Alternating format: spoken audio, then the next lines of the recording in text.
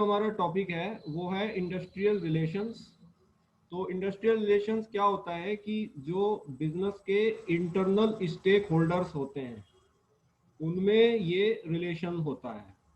तो यहाँ पर हमारा इंटरनल स्टेक होल्डर से मतलब होता है जो शेयर होल्डर हैं, यानी कि जिन्होंने बिजनेस में इन्वेस्टमेंट किया हुआ है, वो मैनेजमेंट जो कि इन्हीं शेयर होल्डर्स के रिप्रेजेंटेटिव होते हैं, वो लेबर यूनियन जो कि वर्कर्स के रिप्रेजेंटेटिव होते हैं, और वर्कर्स। ठीक है, तो जो बिजनेस के एक्सटर्नल स्टेक होल्डर्स होते हैं जैसे कि सप्लायर, उसके डिस्ट्रीब्यूशन चैनल और कस्टमर्स, वो इंडस्ट्रियल रिलेशंस का हिस्सा नहीं होते हैं। राइट। सो इंडस्ट्रियल रिलेशंस जो है वो केवल इंटरनल स्टेक होल्डर्स पर ही लागू होता है, like the share holder who is the owner of the business, the representative appointed by him who is management, the workers and the representative appointed by the worker, that is labor union। ये चार उसके main खंबे हैं industrial relations के। और इसमें एक पांचवा ऑब्जर्वर होता है जो कि सरकार होती है, विच इज गवर्नमेंट। और गवर्नमेंट का काम होता है इन रिलेशंस को रेगुलेट करना। Right. So he is the observer who is sitting outside and watching. Then yes, बताइए अंशुल क्या कह रहे हैं। सर ये जो कंपनी के शेयर होल्डर्स, यस करेगी। यस, शेयर होल्डर्स का मतलब होता है इन्वेस्टर्स। कैसे डिसाइड होता शेयर होल्डर जो है, देखिए शेयर होल्डर या तो अगर कंपनी प्रोपराइटरशिप है, सोल प्रोपराइटरशिप है, ठीक है, तो ओनर ही उसका मालिक होता है। लेकिन जहां पर कंपनियां पार्टनरशिप डीड्स के थ्रू आती हैं, वहां पर जो है जो इन्वेस्टमेंट वो करते हैं पार्टनर्स, उसके आधार पे प्रॉफिट डिसाइड होता है कंपनी का। उनको जितना उन्होंने इन्वेस्टमेंट जिस रेशो में करा हुआ है, उसी रेशो में जब प्रॉफिट आता है तो उसी रेशो में डिवाइड होता है, उसको डिविडेंड कहते हैं। इन लोगों का काम होता है बिजनेस में पैसा लगाना। जैसे आप अभी पीछे प्रोजेक्ट के बारे में पढ़ के आ रहे हैं, तो वो जो प्रोजेक्ट में इन्वेस्टर्स होते हैं वो शेयर होल्डर्स होते हैं। तो share holders are actually the owners of the business who are putting their money in the entire funding of the business, so they are called as shareholders। इनका काम होता है पैसा लगाना।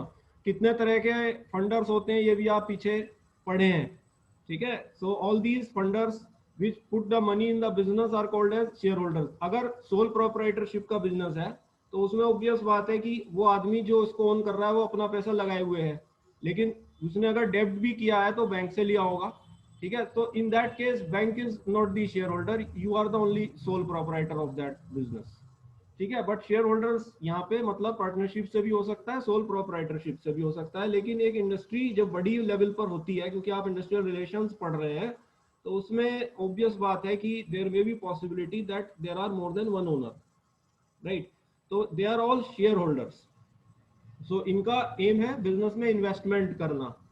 और जो ये नेक्स्ट लेयर अपने और वर्कर्स के बीच में डेवलप करते हैं उसको मैनेजमेंट कहते हैं, ठीक है। ये इनके द्वारा अपॉइंटेड रिप्रेजेंटेटिव होते हैं और ये गवर्नेंस होती है उसकी, ठीक है। ओवरऑल जो गवर्नेंस, यही दोनों हमारे गवर्नेंस का पार्ट में आते हैं, ठीक है। देन लेबर्स हैं, लेबर्स अपने रिप्रेजेंटेटिव इनसे बात करने के लिए अपॉइंट करती है, that is labour union, right.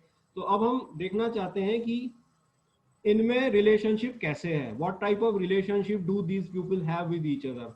तो देखिए शेयर होल्डर जो है वो मैनेजमेंट पर डिपेंड होता है बिजनेस को मैनेज करने के लिए और बिजनेस से आए हुए प्रॉफिट को लेने के लिए, ठीक है। वट एवर द इसको प्रॉफिट ये सब में डिवाइड हो जाता है विच इज डिविडेंड, राइट। तो जो भी आ रहा है उस प्रॉफिट को लेने के लिए वो उसके ऊपर निर्भर कर रहा है और बिजनेस को मैनेज करने के लिए उसके ऊपर निर्भर कर रहा है। जबकि मैनेजमेंट जो है वो शेयर होल्डर पर निर्भर कर रहा है फंड्स के लिए, because they are the investors, they are going to finance that business, right.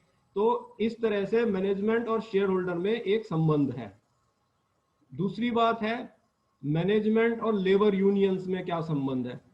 Management जो है लेबर यूनियन पे डिपेंड कर रहा है प्रोडक्शन के लिए, राइट।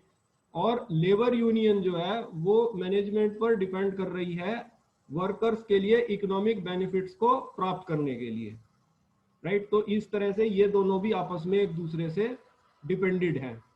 तीसरा केस है लेबर यूनियन वर्कर्स पर कैसे डिपेंड है। लेबर यूनियन वर्कर्स पर डिपेंड है अपने इलेक्शन के लिए, ठीक है, because they are the elected representatives of the workers, so they have to be depend on workers with their goodwill, so that workers should appoint them as their representatives, ठीक है। और workers जो है वो लेबर यूनियन पर depend हैं अपनी demands को मैनेजमेंट तक पुश करने के लिए, ठीक है। तो इस तरह से लेबर यूनियन जो है वो वर्कर्स पर डिपेंड कर रही है।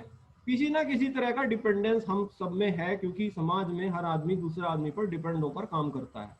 So what type of relation, when there is a dependence there is relation. Relation आता कैसे है, रिलेशन डिपेंडेंस से आता है, ठीक है। तो एक शेयर होल्डर जो है वो मैनेजमेंट पे डिपेंड कर रहा है कि मेरे बिजनेस को ये मैनेज करें और जो भी इस बिजनेस से प्रॉफिट है वो मुझे देते रहें। मैनेजमेंट जो है वो शेयर होल्डर पे डिपेंड कर रहा है कि आप बिजनेस के लिए हमें फंड्स दीजिए, राइट। दूसरा, लेबर यूनियंस पर मैनेजमेंट डिपेंड कर रहा है कि जो उसका प्रोडक्शन है मिल का वो आप बनाए बरकरार रखिए। वहीं लेबर यूनियन मैनेजमेंट पर डिपेंड कर रहा है कि जो भी इकोनॉमिक बेनिफिट्स है जिसके लिए हम लोग इलेक्ट हुए हैं वो आप वर्कर्स तक पहुंचाइए, तो वो उन्हीं के थ्रू हो रहा है बात, ठीक है। इस तरह लेबर यूनियन लेबर पर डिपेंड कर रहा है अपने इलेक्शंस के लिए, जब इलेक्शंस आएंगे तो आप हमें चुनिए, ठीक है, उन्हीं के लोगों में से चुना जाएगा, तो डिपेंड कर रहा है वो लेबर्स पर, वर्कर्स पर, और वर्कर्स उन पर डिपेंड कर रहे हैं कि आप हमारी बात को आगे पहुंचाइए। तो इस तरह से ये आपस में ये जो चार पिलर्स हैं, इसमें ये चार पिलर्स इस तरीके से एक दूसरे पर डिपेंड है। तो इसका ये मतलब है इनके बीच में एक रिलेशन है, और इसी रिलेशन को, क्योंकि ये बिजनेस के इंटरनल स्टेक होल्डर्स हैं, तो इसीलिए इंडस्ट्रियल रिलेशंस कहते हैं। इसमें एक्सटर्नल स्टेक होल्डर्स कवर नहीं होते हैं। Industrial relation does not cover the external stake holders of the business which is distributors, customers and suppliers, वो इसके पार्ट नहीं होते हैं, right. So you can note this slide before I move further ahead.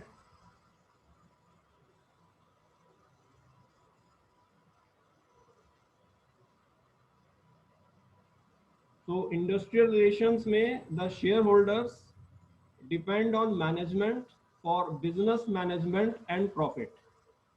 The management depend on shareholders, investors for funds.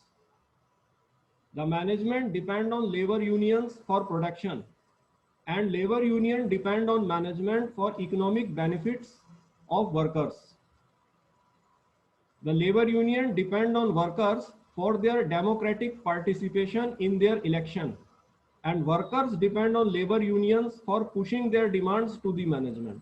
So we can see that there is a dependence of all these four pillars on each other, right? So there is a relationship.